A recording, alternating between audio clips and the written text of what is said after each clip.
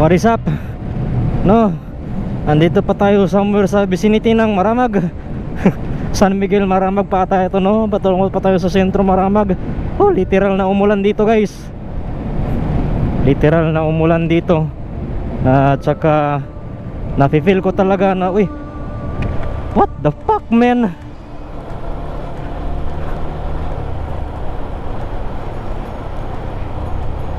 Okay, another budol na naman, guys. Another budol na naman. Walang ulan dito. Bakit? Bakit walang ulan dito? Ah! Bakit walang ulan dito? Ah! Doon lang dapat na umulan. Bakit dito wala? Nakakainis! Ah! Ah!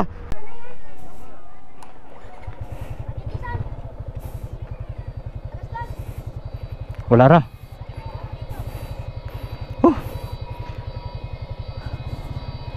Sayang, guys, wala na ako na-record.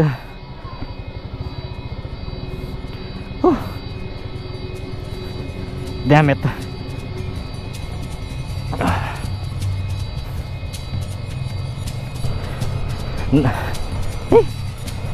Diri pagid sa Muslim area. Piste. Ah! Oh.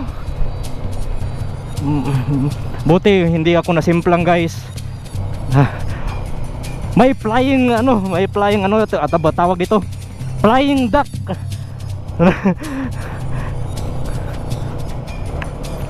May flying duck na natamaan ako ng flying duck.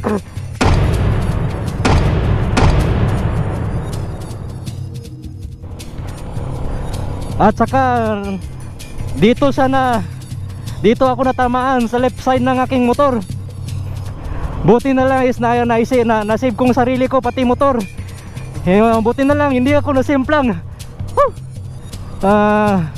Just a minor fix lang kailangan kong gagawin dito. Dahil medyo na dislocate itong side mirror ko. At saka buti na lang ay naka lever guard tayo dito kasi, guys. Kung makikita nyo dito, the lever guard saved me from serious damage and serious accident. That was a very very close call. Pastelan. Sayang hindi ko na record. Damn it, flying duck. And dapat tayo makalabas dito sa Wao at saka dito sa may Kilikili dahil Muslim area. Hindi ko alam kung anong gagawin nila sa akin dito. I need to go. I need to go, man. Kasi pag daytime dito friendly territory, pero pag night time magiging hostile territory ito. Tapos ang dami ding mga insektong kababalaghan. We need to go. So ito nangyari, guys. I was cruising palabas ng Wao, Lanao Sur, and then suddenly may flying duck na bigla ako natamaan ng flying duck, no?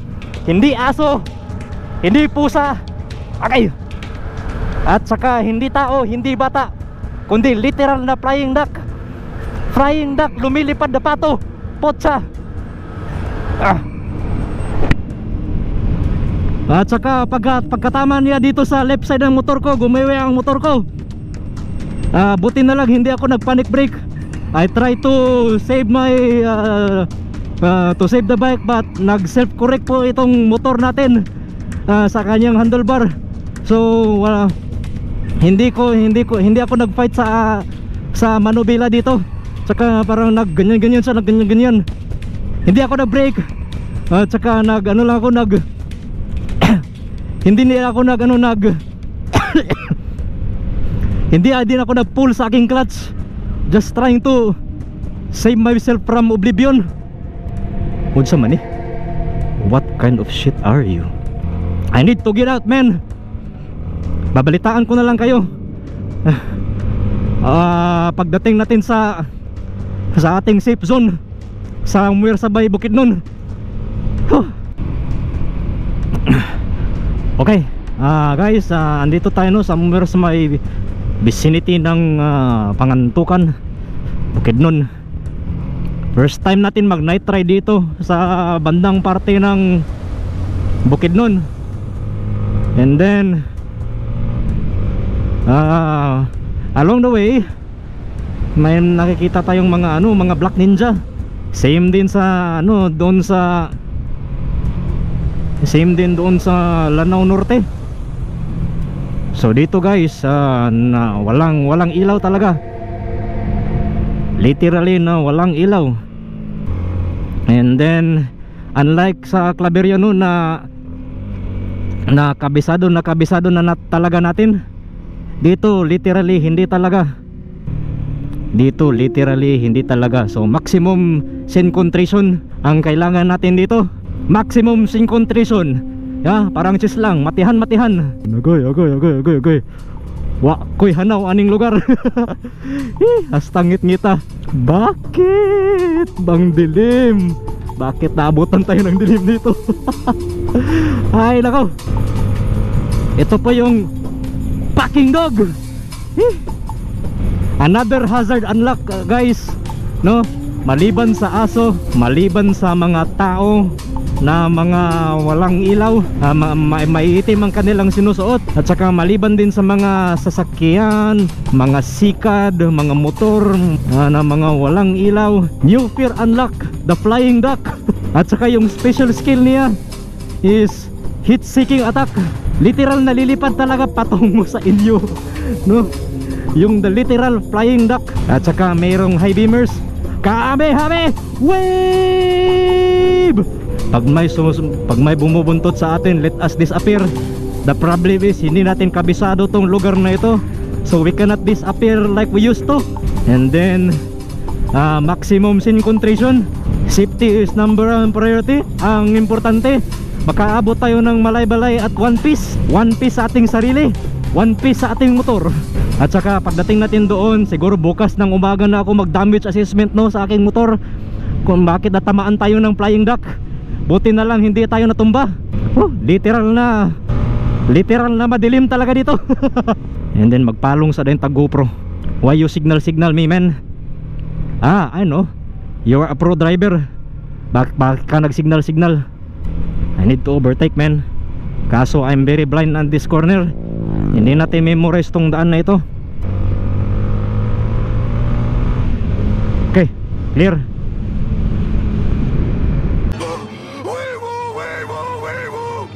Mag-damage assessment tayo. So sa anong nangyari sa atin kahapon na binangga tayo ng duck missile, no? Literal na pato na missile. So ito po yung lever guard niya, no, na ganyan siya originally. And then ngayon is pagkabangga nang natamaan ako ng pato na missile, gumanyan siya, tak.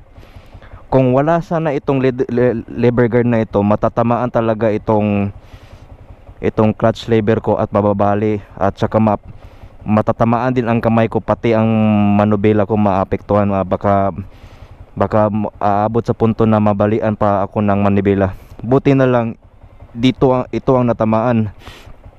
Pagka nung natamaan ako, maliban sa gumanyan itong tip ng lever guard ko, is gumanyan din siya. So ngayon binalik ko, pero ito hindi ko pa mabalik dahil wala akong alin dito. So ganito pala siya originally, no? So that was a near crash experience na nangyari sa akin, tapos doon pa sa Muslim area. Tapos kung makita ninyo dito, may mga scratches pa dito, no? Natamaan din tayo ng pato dito. At saka dito, buti na lang hindi tayo natamaan dito ng pato. So dito siya natamaan, at saka pumunta sa dito, pak. Tapos naigo ako dito. And then dahilan na gumewang ako, buti na lang hindi ako natumba, no? So hindi pa ako magbili no ng bagong lever guard kasi okay pa naman ito. Iayos ko lang ito, ibalik ko lang sa kanyang intended na position. So ito guys no, always invest in basic protection. Kagaya nito, itong lever guard, ito yung nagpaligtas sa akin sa matinding disgrasya, dahil sa matinding duck missile. So alas 8 ng umaga, and then pauwi na tayo ng ating workstation ngayon, no? So ride safe. So ito,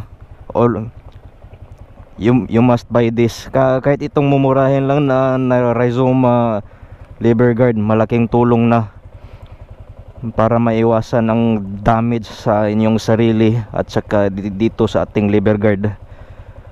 Alright, so without further ado, uuwi na tayo. Shalom, bye bye.